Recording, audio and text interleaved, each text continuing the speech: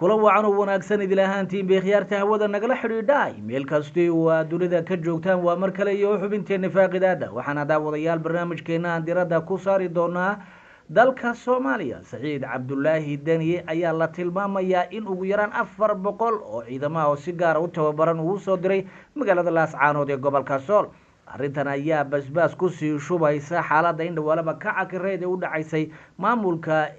SSC iyo waliba baan idhaahdee xogaga SSC iyo waliba maamulka Somaliland haddaba daawadayaal ciidamadan waxay qabanayaan iyo qorshaha ka dambeeya ayaa idinla wadaagi doonaa sidoo kale koonfurta Soomaaliya ayaa la tilmaamayaa gaar ahaan Jubbaland meel ay dhawaan qabsadeen oo lagu magacaabo xagar inay dib uga baxeen kooxihii al-shabaabna ay dib u qabsadeen taasi oo lagu tilmaamay nasiib darro ay sameynayso dowladda maamulka Jubbaland waxaa daawadayaal korood ku qaada dhigi doonaa hadduu rabbi idimo wararka naga soo gaaraya magaalada Muqdisho iyo gabi ahaanba dowladda dalka Soomaaliya oo aad mooday in xaaladdu sii cakiran tahay kadib markii musuqa iyo waliba kala shakiga uu soo kala dhaxgalay dowladda uu hogaaminayay madaxweyne Xasan Sheekh Maxamuud haddaba barnaamijka waxay la faaqidi doonaa saaxiibkay Gooni oo inta badan ka faallooda xaaladaha dalka Soomaaliya Gooni ku soo dhawow bal haddii aan ku bilowno Puntland maxaa ugu dambeeyay horta farqadu waa maasan tahay Saciid Cabdullaahi Dani ayaa si qaas ah ciidamo ugu diray kadib markii muddooyinkii la soo dhaafay la sheegay in ciidamo beleed ee Puntland gaarayeen marka hadda wuxuu diray ciidamo oo si gaar ah u tababaran ninka la yiraahdo Muuse Biixi Cabdi dhowr mar ay ku eeday in Puntland iyo maxaa la dowladda Soomaaliya ay ku jiraan dagaalka magaalada Laascaanood laakiin hadda si sax ah ayuu u diray 400 oo askari oo kuwa gaarka u tababaran oo Mareykanka u tababaray ayaa hadda waxay ku wajahayeen magaalada Laascaanood wararkan waxay sheegayaan in ciidamo aad u gurmad ah oo ayagana ka kala yimid Buuhoodle iyo meelo kale ay isugu tageen magaalada Laascaanood marka dagaalka madambeys ayaa dhici doono ama Somaliland ku fashilmi doonto ama SSC ku fashilmi doonto dagaalkaas ayaa la qorsheeyay SSC waxay leedahay maalmaha soo socda waa la kala bixi doonaa dagaal ceeb weyn ee ka dhacdo waliba Somaliland jabka adduunka ugu weyn lagu gaarsiin doona ayaa macnaha dhici doona dhexeen laakiin ma maanta dhici doona mise berri mise isbuuc dambe lama oga taasoo ugu dambeyntii lagu kala bixi doono magaalada Laascaanood fargado muddo fara badan ay Somaliland ku adkeysanaysay in dagaalka magaalada Laascaanood sii wado ayadoo diiday in ciidamada kala baxdo sheegtay in kula dagaalamayso qoryo argagixisa magaalada Laascaanood wararkan waxay tilmaamayaan in ciidamo gurmad ah oo Somaliland ay leedahay ay soo gaareen magaalada Laascaanood kuwa kalena hadda ee dhanka SSC ayaguna ay soo gaareen hubka ugu weynay taangiyada iyo wixii aasnaa dhan inta la soo faagay la isugu keenay meesha la yiraahdo Gooja Cadde marka waxa amalaysa Gooja Cadde in xaaladdu ay ka sii dareyso fargado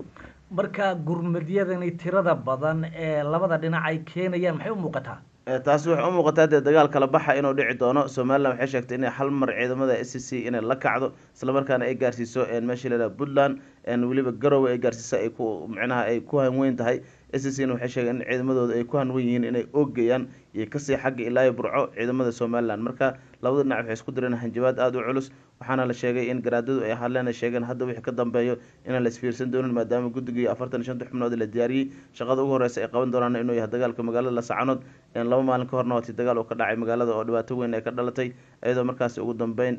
la duqeeyay meesha la yiraahdo kaalmada shidaalka maxaa la yiraahdaa ciidamada SSC ee magaalada Laascaanood waxaa kaloo la duqeeyay xarumihii korontada waxaa la duqeeyay isbitaaladii masaajidada ayaa la duqeeyay intaasoo meel oo maxaa la yiraahdaa halbowlo ahayd magaalada Laascaanood ay ciidamada Somaliland duqeeyeen marka waxaa u malaysaa in markan ka dambe la isfiirsan doonin SSC dagaalka madambeys ay u diyaar garowday iyadoo u ballan qaaday in markaan ay jilbaha u aasi doonto ciidamada Somaliland ugu dambeyn ay ka saari doonto gobolka Sool oo dhan waxay kale aad u eedeynayaan in kala yiraahdo Cabdiqani Jiidan la yiraahdo oo ka soo goostay Somaliland kadib markii xilkii laga qaaday waxay sheegeen ninkaas inuu halis badan uu wado isla markaana uu yahay ninkan nin dad Soomaaliyeed ama reer SSC aad u dhibaateeyay calanka Soomaaliya ninka gubi jiray oo yahay ugu dambeyntiina oo rabo magaalada Laascaanood intuu soo gaaray in haddana uu rabo inuu ka baxo magaalada Garowe oo ka dhaafo si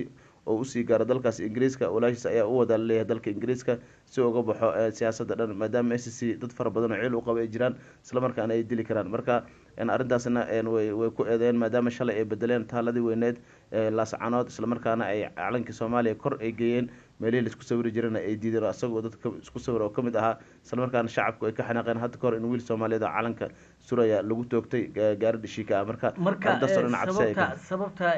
loo bedelay taalada calankeeda ma ninkan sawirku ku galay bay u diidan yihiin maxay ninkan iyo rag kale waxay dhaheen oo horgal ah sida warka u sheegeen isla markaana dhibaateeyay reer SSC ayaa waxay sameynayaan dhaheen calankii sawir ku galayeen ayagoo la ogyahay inay Somaliland u shaqeeyeen dad fara badan oo Laascaanood ku dhintana ay markaasi ayagu mas'uul ay ka ahaayeen haddana marka ayagu markaas u adeegaya Somaliland hadda markay ka soo bixeen ama xaaladda ku xumaata ama xilka laga qaadayna intay imaadeen magaalada Laascaanood inay sawir ku galaan ma suuragal galaysa ay dhaheen arrintaasna waan kasoo horjeednaa dhalinyarada ayaana olyo marisay ayaga ugu dambeyntiina calanka soomaaliya korgeeyey si aan sawirka hoos looga arkin kii s c meesha ku yaalana ka titiray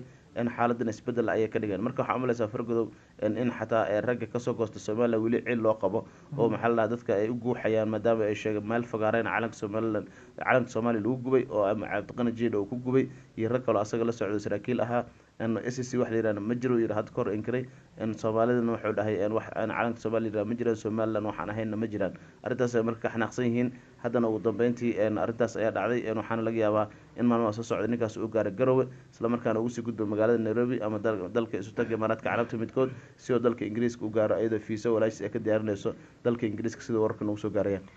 gooniyow haddii aan u gudubno dhanka muqdisho iyo koonfurta soomaaliya maxaa ugu dambeeyey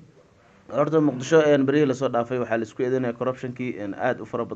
u fara batay oo ka jiray magaalada muqdisho waatii wasiirka maaliyadda xilka laga qaaday oo dhaqaale aada u fara badan oo wasaaradda ku maqan la sheegay ugu dambeyntiina lacag 8 milyan oo dollar ayaa maqana leeyahay bil gudaheed taasoo dhan keentay dhibaatada iyo isqabqabsiga ka jira magaalada muqdisho ninkii kofi ahaana wuxuu kasoo hadlay magaalada nairobi isagoo sheegay in maxaa la dhahaa dowladda federaalk soomaaliya ay beegsanayso xildhibaano dadka ay beegsan doonto ay kamid noqon doonaan xildhibaano iyo wasiiro maadaama asaga iyo rag kaloo fara badan lagu eedeeyay inay wax lunsadeen laakiin de hadhow waxaa dhici doonta dhaha qoladii damajiidka fikir duwan in hadhow la beegsan doono ama maxaa la yihahda xilka laga qaadi doono ama si kale loo caburi doono waxayna hadda dowladda xasan maxamed oo hogaamiyo dhama jadiid ay qorsheynaysaa uu yidhi inay caburiso dadka siyaasiyiinta ama ka fikirka duwan ama wixii aan dhama jadiid ahayn marka kofi waxaa lagu soo eeday in dhaqaale lunsasho maadaama uu kusugan yahay dalka kenya gaar ahaan magaalada nairobi isagoo sheegay in maxaa la si qaldan loo soo weeraray waxaa lagu soo eedayna aysan sax ahayn marka fargood waxaa malaysaa in magaalada muqdisho berihii lasoo dhaafayna arrimahaas ay ka jireen iyadoo hadda laleeyahay isku shaandhayn kale ayaa dhici karta ra-iisul wasaare ku-xigeenka maxaa la yidhahda saalax in la bedelo ayaa laga yaabaa sida warka nagu soo garayaan rag kaloo wasiiro ahna in la cuni doono ay u badan tahay iyadoo mooshin isdaba joog haddana magaalada muqdisho ay ka jiraan taasoo lagu karkarinayo in laba nin xilka laga qaadi doono sheekh aadan madoobe iyo xamse cabdi barre in macnaha mooshinka ku wajahayaan marka isqabqabsi iyo maxaa la yihahda laaluush iyo dood iyo waxaa la dhaha xil layska qaaday iyo waxyaaba fara badan magaalada muqdisho dhex wareegaya iyadoo ciidamo cusub oo dowladda federaalk soomaaliya keensatana loo diray jiidaha hore ee dagaalka lana sheegay in dagaalka al-shabaab la geli doono iyadoo arrimahaas oo dhan aysan iskeeni karin fargudo waad mahadsan tahay dhanka iyo haddii aan u gudubno gobolka hiiraan iyada maxaa ugu dambeeyey tahayna bal jubbaland gelin gobolka hiiraan waxaa ka dhacay qarax meesha la yihahda xawaadley meel u dhow hoos tagta oo tuulo ah ayaa waxaa ka dhacay qarax islamarkaana loo adeegsaday miino aada u weyn islamarkaana ay ku dhinteen ilaa 5 qofood isku qoysa ilaa 3 qofood oo kale 8 qofood ayaa halkaasi ku dhimatay qaraxaasna waxaa geystay ururka al-shabaab oo maalmihii lasoo dhaafay micnaha kasoo horjeeday arrimaha maxaa la yihahdaa dagaalka maxaa la dhaha shabaabka lagula jiro ayay diidanayeen ugu dambeyntiina arrintaasi waxaa la dhaha qarax ayay u geystay dadkaasi shacabka ayagoona wax dhibaata ay markaasi ayago dad kale ay soo gaari laakiin 8 qofood ayaa ku dhimatay oo 5 isku qosayeen waxaa kaloo jirto in shabaabku beryahan ay bilaabeen qorshe cusub oo dadka muqdisho canshuurta uga qaadayaan ama dhaqaale ay uga qaadanayaan maadaama dowladdu ay xaniibtay akoonadii dhaqaalaha shabaabkuna ay soo food saartay maxaa la dhaqaale la-aan waxayna bilaabeen ceelasha biyaha iyo meesha la yidhaahdo inta udhexeysa jaziira inay meel xarun oo yar oo ku taalo ay markaasi dadka uga yeerayaan islamarkaana ay u yeereen iskuulleyda iyo jaamacadaha dadka dhigo si ay bil walba u bixiyaan min $300 calaa iskuul ayaa markaasi arrintaasi lasoo bandhigay oo la sheegay in ciidamada dowladda ayaana la sheegay inay hadda iska awooleen ceelasha biyaha si ay ugu dhaqaaqaan halkaasi oo shabaabka dhowr mar ay uga yeereen oo ugu dambeyntiina ay rabaan inay canshuur beenaada dadka uga qaataan fargodo gooniyow jubbaland waxaa la tilmaamayaa in deegaano horleh ay shalay qabsatay laakiin ay dib uga baxday marka arrimahaasi maxaad war ka haysaa horta xagar shalay dagaal aada u qaraar ka dhacay duqeynaan weliba aada loogu baabi'iyey nimanka la yidhaha shabaabka iyadoo laga dilay 40 qofood intaas tiro ka badan laga dhaawacay marka shabaabkii meeshii markay ku halaagsameen oo duqeyntii diyaaradaha mareykanka ay eber ka dhigeen kadib waxay isku dayeen inay baxsadaan markay ka baxsadeen tuulada xagar waxaa qabsaday ciidamada maxaa la yidhaha dowladda federaalk soomaaliya iyo ciidamada jubbaland oo iskaashanaya ugu dambeynna xalay way ku baryeen saaka aroornimadii ayayna ka baxeen markay ka baxeenna shabaabka ayaa dib u qabsaday marka dadka soomaaliya waxay isweydiinayaan meel shalay ay qabsadeen xalayna ay ku hoydeen saaka siday uga baxeen islamarkiina shabaabka dib u qabsadeen marka waxay dhaheen arrintana waa tacab shiidle waxaana wax hirgalayaan ma ahin maamulka axmedow ayaana lagu eedeeyey in ciidamada halkaasi laga saaro marka ciidamo ayaa ku dhintay, dagaal ayaa la galay, shabaab ayaa lagu duqeeyey, qarashaad ayaa galay, haddana ugu dambeyntii ciidamada dib ayay ugu soo bixeen. arrintaas marka waxaa leeyahay waxay curyaaminaysaa horu socodka shabaab lagula jiro, maadaama meeshan xagar la yihahdo 80 kilomitir u jirto magaalada Bu-aale, ayna noqon lahayd wado loogu dhawaado Bu-aale oo islamarkaana dagaalka lagu sii wado. hadda waxaa leeyahay ciidamada dowladda 20 kilomitir ayay ka durgeen oo meesha ay ka imaadeen dhanka afmada ugu laabteen si maxaa la yihahdaa nimankan maxaa la shabaabka ay dib ugu soo qabsadaan. arrintaa marka shaki iyo midmadow fara badan ayay dhalinaysaa fargodow. dadka Soomaaliyeedna waxay leeyihiin ciidamada meesha laga saaro, dadka shalay loo qudbeeyay ayay shabaab ku bireynayaan magaalada xagar hadda, oo qaarkood intay la bixeen ay shalay idinkaa sawiradiisa meesha laga arkay oo fiidiyooal laga soo duubay iyo sawiraan ayay ka dhex arkeen. raggii shalay hor fadhiisto dhan saaka waxaa la yidhi birtaa saaran oo inay gowracaan ayay u badan tahay. marka waxyaabahaas oo kaleeto dhibaato ayay keeni kartaa in dadka shacabka lagu dhibaateeyo, meelaha qabsatay haddana dib uga baxdo waxay dhibaato u keeni kartaa dadka shacabka ama dadka deegaanka oo halkaasi kusoo dhaweeyay ciidamada dowladda federaalk Soomaaliya.